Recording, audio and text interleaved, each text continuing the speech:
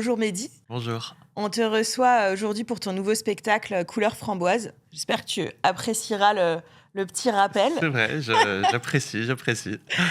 Donc ce spectacle, il fait suite au premier qui s'appelait Coming Out. Ouais. Tu as commencé à le jouer et tu le joueras encore l'année prochaine.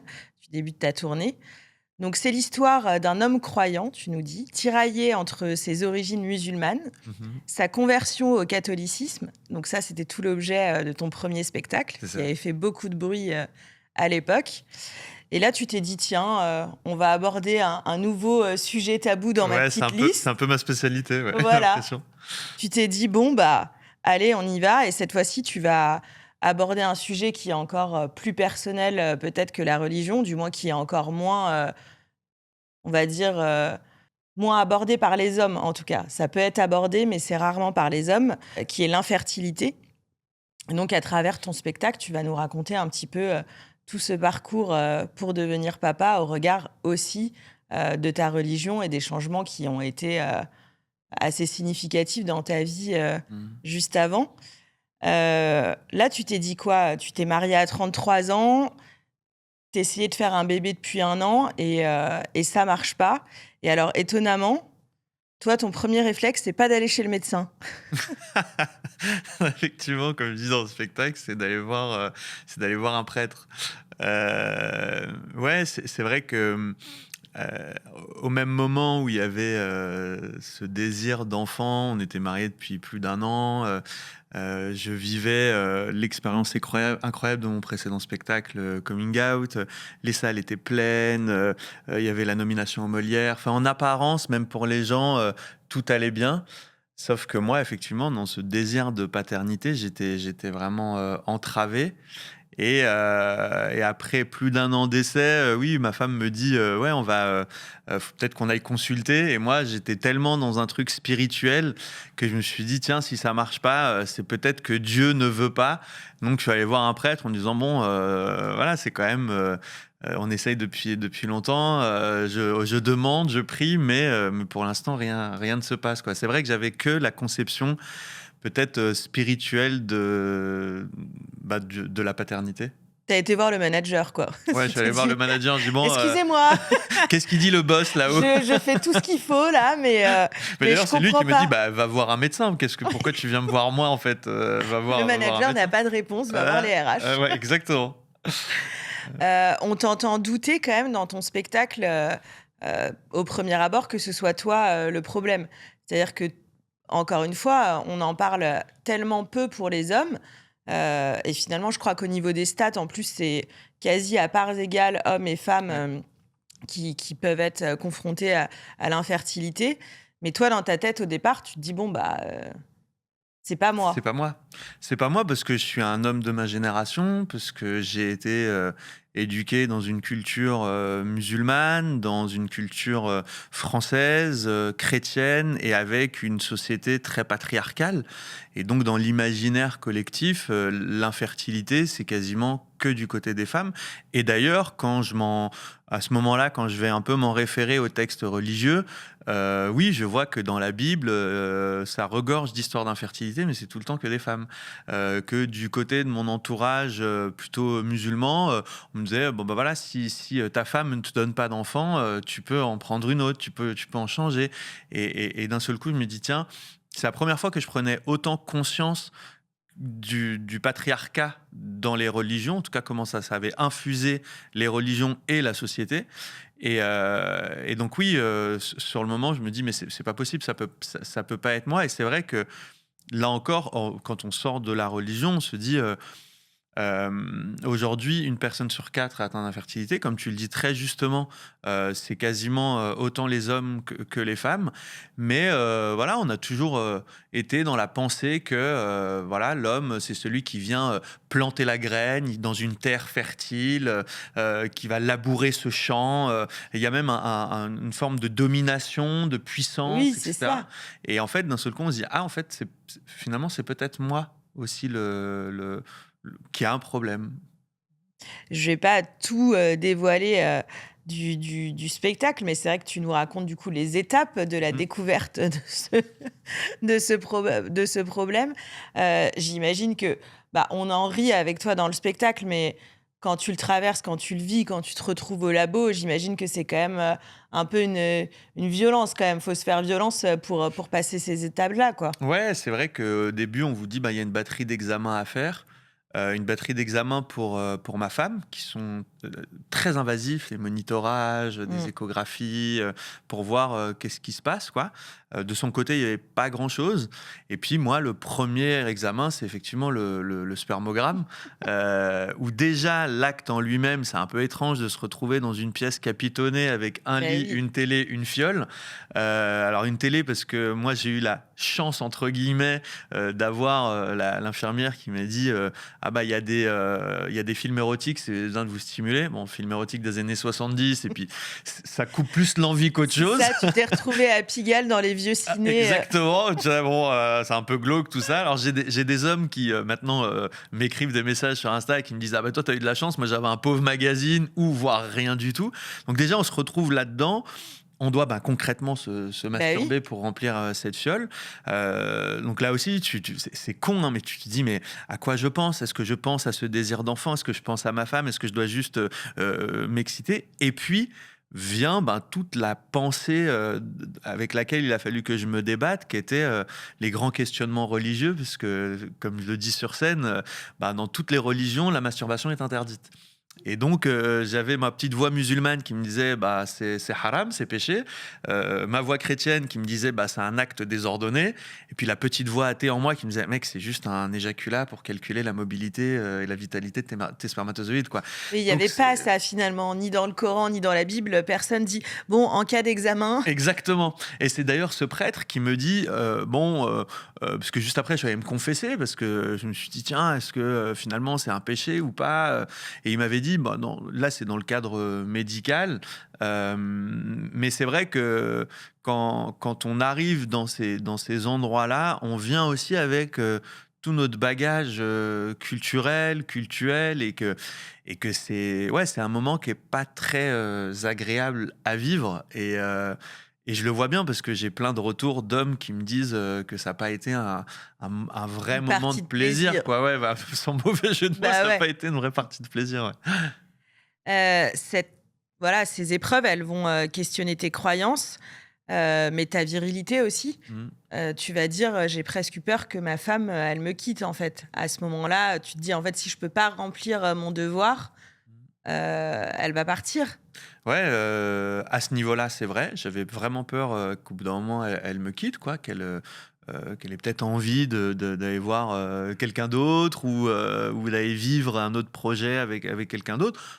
Elle me rassurait beaucoup, mais j'avais cette peur-là. Mais par contre, ouais, sur la masculinité, je pense que c'est, et je suis très reconnaissant finalement de cette épreuve, c'est que ça a été, là où j'ai été le plus questionné, quoi, sur, ça veut dire quoi être un homme? Est-ce que je suis vraiment un homme si, je donne pas la vie? Comment je peux déployer, une paternité, une virilité sans forcément avoir ce truc de c'est un aboutissement en tant qu'homme? Mais là aussi, moi mon modèle d'homme, c'était mon père, quoi. C'était un chef de famille, un patriarche qui avait eu ses enfants, donc je m'étais toujours construit avec cette idée-là et d'un seul coup, on se dit: «Tiens, en fait, peut-être qu'il y a d'autres choses». Pourquoi, et puis même sur la différence de traitement, quoi. Je voyais, que pour ma femme, c'était aussi extrêmement douloureux, les examens, les arrêts, naturels de grossesse, et en fait, ouais, tout ça est venu vraiment questionner ma virilité, ma masculinité, m'a remis à un endroit aussi. On est dans une période et on était dans une période où on re-questionnait un peu tout ça. J'ai pu accepter accepter mes larmes, pleurer, être triste, et de me dire: «Voilà, je suis pas moins viril si je pleure». Je trouve qu'on c'est beau aussi d'être dans une période où les hommes peuvent, bah, commencer à se re-questionner et d'ailleurs, je suis très reconnaissant aux femmes, qui nous ont permis ça. Ils nous ont dit: «Hé les mecs, acceptez, acceptez que vous êtes, vulnérables, que vous êtes, tristes, que vous êtes, f et c'est en ça où le féminisme, il est, il nous a, nous, hommes, vachement, déplacer. Et vraiment, À je suis accueillir ses émotions, ouais, quoi. ouais, à accueillir ses émotions et ne pas en avoir peur. Et c'est pour ça que je le dis vraiment, je suis très reconnaissant envers les femmes de nous avoir éduqués un peu sur ce chemin. Tu vas te heurter à plusieurs événements dans ce chemin, vers la paternité et c'est vrai qu'il y a un sujet qui est assez, en tout cas chez les femmes, qui peut être, tabou, même si on en parle de plus en plus. Alors chez les hommes, j'imagine, peut-être encore plus, mais c'est ce qu'on appelle, communément, la fausse couche, même si le mot, est pas très heureux. On est beaucoup de femmes à être passées par là et en fait, c'est vrai qu'on le dit pas, parce que déjà, il y a ce truc de, bon, bah, la grossesse n'existe pas avant 3 mois, on est censé en parler à personne. Ce que j'ai toujours trouvé, personnellement un peu bizarre parce qu'en fait, quand justement tu traverses, cette épreuve-là, en fait, t'en parles. C'est Donc là où on a le besoin le plus d'être entouré oui, et d'en tu parler. vas le dire à minima à quelques personnes et de fait, tu dis: «En fait, pourquoi je leur ai pas dit que j'étais enceinte si je suis capable de leur dire que Mmh. j'ai plus ce bébé-là?» Donc Mmh. au final, c'est qu'on aurait pu en parler dès le début et donc bah, toi, tu vas malheureusement traverser ça, 3 fois et tu vas en parler et c'est là que tu te rends compte que dans ton entourage, bah oui, bien sûr que ça se produit. Et que les langues se délient et qu'en fait, autour de moi, effectivement, je voyais que c'était très commun et qu'il y avait un gros tabou autour de ça, heu, déjà à ce moment-là et encore plus aujourd'hui avec le spectacle. J'ai parfois des enfants, même d'une trentaine d'années, qui me disent: «Oh, ça a permis à ma mère de me dire qu'après X grossesse, interrompue, elle Et m'avait oui, eu». Parce qu'il y avait effectivement ce tabou des 3 mois. On n'en parle pas avant, voilà, quoi qu'il se passe et donc du coup, même s'il se passe quelque chose de grave, on n'en parle pas et donc les femmes, traversent ça dans une grande solitude, une grande souffrance, un trauma physique énorme, un trauma psychologique qui peut être très dur aussi, à vivre. Moi, j'étais au contact de ça. J'ai jamais pu et je pourrais jamais rejoindre ma femme dans la souffrance qu'elle a eue, mais ça me semblait important d'en parler à la fois sur scène et même après en dehors, enfin avant en dehors, c'était de dire en fait, là aussi, c'est être féministe que de juste être solidaire. Dire en fait: «Je prends conscience qu'il y a une souffrance, je l'écoute, je la soutiens et au mieux même, je l'accompagne, cette souffrance». Je l'accompagne à toutes les étapes, quoi. J'essaye d'être au plus proche de comment je peux faire pour accompagner cette souffrance. Et c'est vrai qu'aujourd'hui, il y a il y a énormément de tabous autour de cette question. Une parole se libère néanmoins et là aussi, je trouve les femmes tellement courageuses qui doivent ne rien dire et moi, quand j'ai vu ça chez ma femme, ça m'a traumatisé de le voir. Enfin, le mot est un peu fort, mais ça m'a choqué de voir que, le surlendemain, elle devait retourner au travail. oui, je crois que c'est que depuis l'année dernière qu'il y a Un jour. ouais, un arrêt maladie. Alors Ouais. après, n'importe quel médecin, vous arrêtera, plus longtemps, si vous avez besoin et cetera. Mais c'est symbolique, en fait, que ce Ouais. soit prévu en Mmh. amont et de Mmh. pas avoir besoin de dire: «Excusez-moi, Mmh. est-ce que je peux ne pas, aller au travail, 2 jours après?» Il y a quoi. déjà cette pression des femmes de comment je vais l'annoncer quand je suis enceinte, comment je vais annoncer à Exactement. ma hiérarchie, à mes collègues. Moi, je vois même dans mon métier en tant que comédien, il y a des comédiennes qui s'interdisent de tomber enceinte parce que, bah, pour leur carrière, ça va Et être oui. mal vu, et cetera. Donc il y a déjà qu'elles portent ce poids de cette pression, sociale et donc quand en plus de ça, il se passe quelque chose de dramatique, elles peuvent en parler quasiment à personne quoi, ni à leurs proches, ni à leurs amis, ni même à leur patron et donc elles traversent ça. Moi, j'ai vu mon épouse traverser ça, dans une très grande, solitude, détresse et donc oui, j'ai eu envie, d'en parler et puis d'utiliser, ben, l'outil qui est le mien, qui est le théâtre pour aussi, ouais, faire bouger les choses et rien que le fait qu'on en parle là, je trouve que, bah, ça permet, de libérer une parole et de rejoindre aussi toutes les femmes et tous les couples, qui traversent ça. Tu as décidé de porter, du coup, ton histoire, sur scène. À quel moment ça s'est déclenché chez toi de te dire, «OK, ça devient une évidence que, mon prochain spectacle, ce sera sur ce sujet-là»?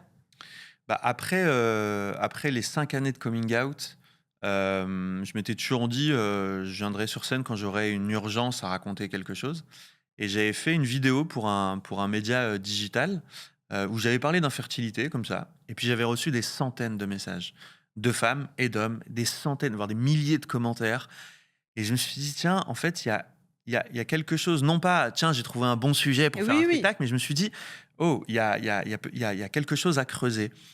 Et j'ai un peu une marotte dans l'écriture qui dit en fait comment l'intime peut rejoindre l'universel. J'ai un peu fait la relecture de tout ce que j'avais traversé. Je me suis dit, bah, j'ai énormément lu, énormément écouté de podcasts. Je me suis dit, un vrai sujet de société, un sujet de santé publique qui aujourd'hui est pas assez mis en avant ni par les politiques, ni par les médias, ni par... Et donc je me suis dit, bah, comment pouvoir parler justement de ces sujets très intimes mais en y mettant une patte qui est la mienne et qui est celle de la richesse de la langue française, à savoir, y mettre de l'humour et de la légèreté et c'est vrai que, bah, les gens, me le disent quoi, au théâtre, ils pleurent autant qu'ils rient et c'est peut-être ma singularité. Moi, quelque part, je souffre du manque de notoriété des gars qui sont dans les comédie clubs, qui Oui. sont humoristes et qui sont là à faire des blagues dans une cave. Il en faut et c'est super et les gens ont besoin de divertissement.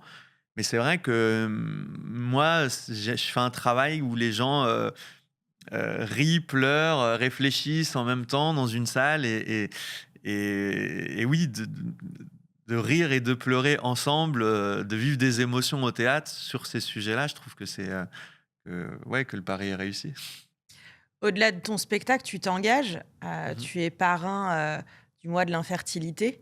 C'est important pour toi aussi de, voilà, de poursuivre, ton engagement, sociétal, en parallèle de ton spectacle?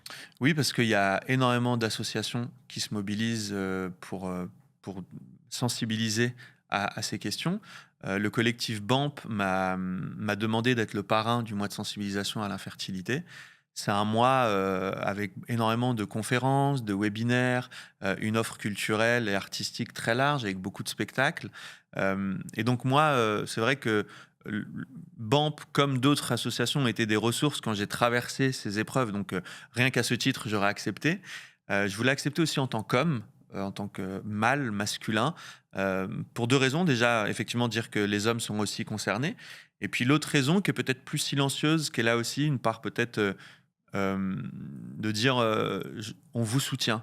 Nous les hommes, on soutient les femmes dans tous leurs combats, en parcours d'AMP, dans tous les combats de grossesse interrompue, voilà, dans ce désir d'enfant ou pas, juste de dire voilà: «On est avec vous, on vous soutient» et donc c'était important pour moi de parrainer ce mois et j'invite, d'ailleurs, toutes et tous à suivre, voilà, sur les réseaux sociaux via le collectif BAMP. Mais à Paris, en région, même en outre-mer, il y a des événements, voilà, de sensibilisation parce que ça passe d'abord par ça, quoi. Comment être sensibilisé à toutes ces questions? Il y a une baisse de la natalité qui est gravissime et ça va pas en s'arrangeant et du coup, voilà, il faut que, on soit une société plus solidaire, plus bienveillante et il faut être conscient ensemble des enjeux. Je vais pas spoiler la fin de ton spectacle, Non, faut pas. il faut pas, mais ton parcours s'arrête pas là et du coup donnera sûrement lieu, à un troisième spectacle, quand tu auras, pleinement plongé, Ouais, dans après dans la vie d'après. ce qu'on peut dire en revanche, c'est que nous, à un moment donné, fatigués, épuisés de tous ces processus, on a décidé d'être famille d'accueil et donc on est en cours d'agrément et on voulait, là aussi, moi je voulais sur scène, faire prendre conscience qu'aujourd'hui, voilà, un enfant, qui meurt sous les coups de ses parents tous les 5 jours. Il y a 160 000 enfants victimes de violences chaque année. Il y a un manque criant de familles d'accueil. On est dans une société très individualiste. En fait, on pense qu'à soi et en fait, on oublie tous ces enfants, de l'aide sociale à l'enfance, de la protection judiciaire de la jeunesse, qui sont quelque part nos enfants, qui sont les enfants de la République, qui sont aussi nos enfants et qui, parfois, ben, pour éviter des drames à l'adolescence, trouver un peu de réconfort dans une famille, aimante, Moi, j'en ai bénéficié quand j'étais jeune. Je suis passé par des familles d'accueil. Et ouais, c'est aussi une façon de dire à la fois les personnes concernées, c'est aussi une possibilité, mais aussi des personnes qui ont eu des enfants ou qui ne veulent pas leurs propres enfants, de leur dire, de les sensibiliser aussi à ça. Il y a des enfants en manque d'amour qui ont peut-être besoin de foyers aimants, structurés. Et voilà, c'était aussi une façon de diffuser ce message. Bah, merci beaucoup, Mehdi. Merci à Donc, toi. je rappelle que ton spectacle Couleur framboise Ouais, ouais, merci pour le clin d'œil. a démarré et que tu le joueras en 2026 également. Partout en France et j'ai hâte de rencontrer le public, ouais. Bah, merci beaucoup. Merci. À très bientôt, peut-être.